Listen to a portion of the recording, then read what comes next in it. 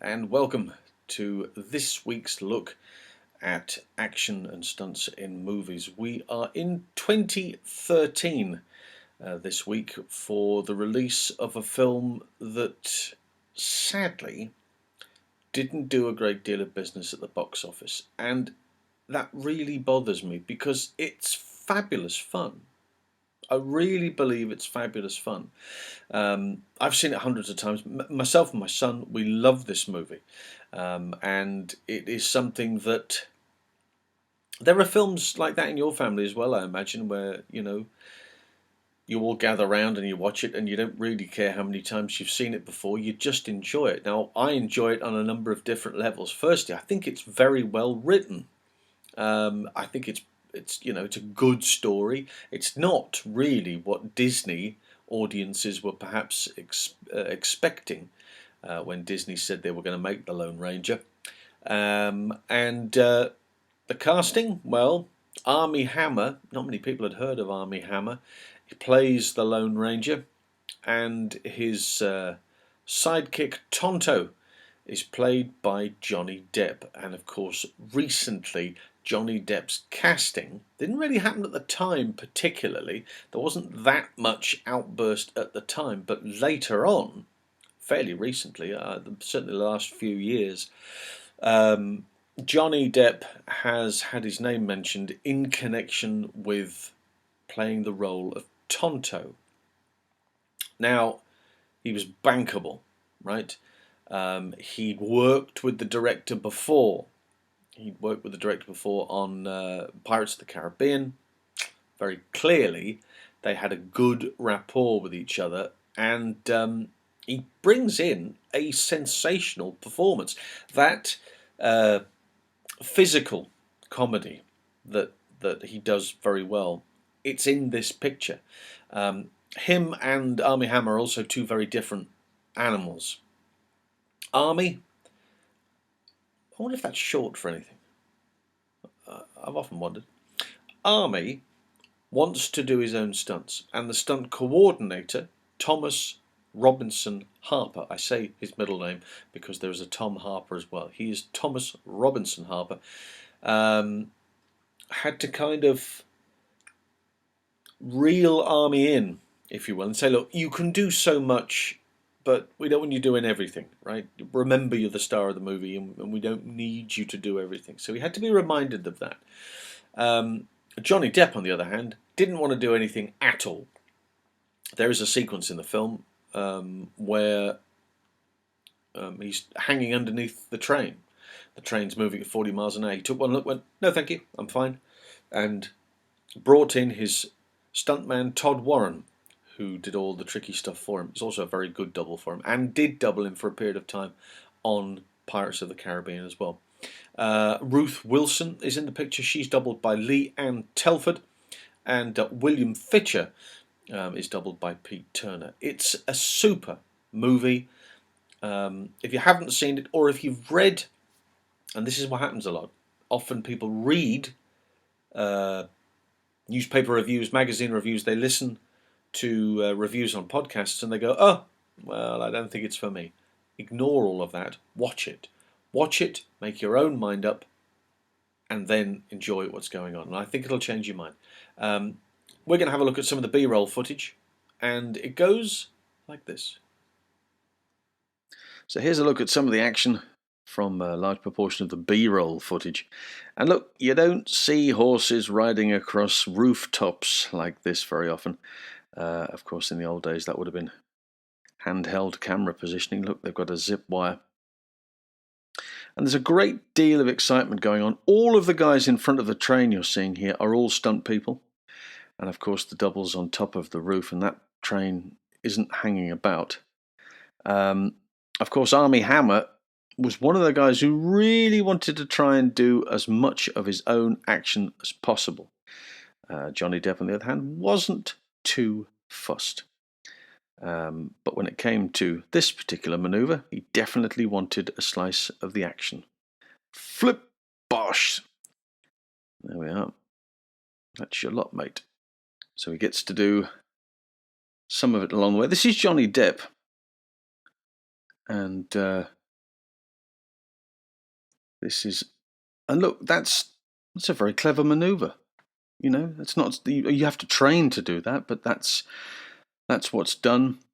The wire work on this picture is very extensive. As I say, all of the guys in front of the train, all stunt people, all able to move out at the very last moment from this train. You don't want that firing down on top of you. Lots of special effects as well. The physical moving of the train right on top of the two doubles. The train sequences. I mean, they're all. You know, this is the stuff that they've had to build their own track in order to create this. There is a cable system on board there. They're wired on, and the actors are on top. And there is the Ukraine in position. Drones, all sorts of bits and pieces. But this is the most exciting part, is that a large proportion of it, in order to get a feeling of those trees going by, was filmed on roads. They filmed a large proportion of it on roads, so that because they didn't have the track. The track wasn't able to be used.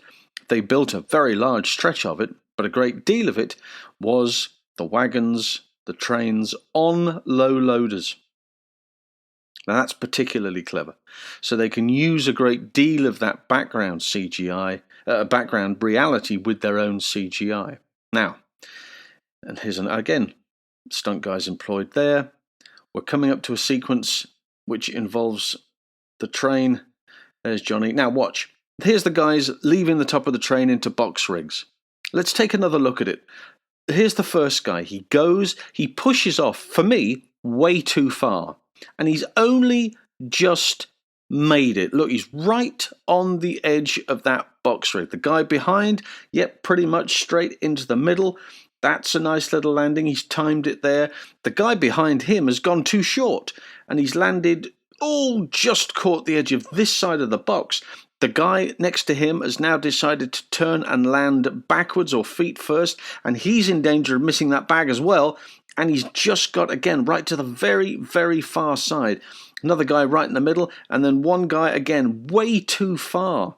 Way too far. It's very, very tricky. You've got to absolutely pitch it carefully. The doubles, of course, used in a lot of this sequence. Ruth Wilson was spent a lot of time being caught by the two guys on the side of the train there. And this whole dancing sequence, this is very clever too.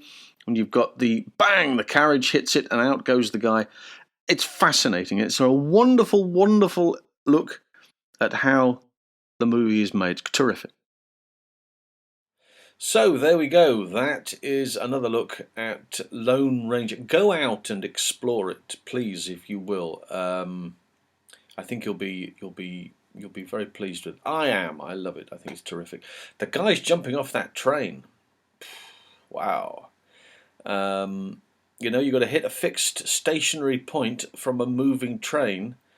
And you remember we talked about Paul Weston and Wayne Michaels in Octopussy, jumping independently. They had to go one after the other. Wayne had to go first, then Paul had to go. Couldn't go together, because if they hit the same target at the same time, there would be a terrible mess. These boys, see them all going individually. They're not jumping at the same time. They're trying to go individually so that they have just an extra chance of hitting that target square.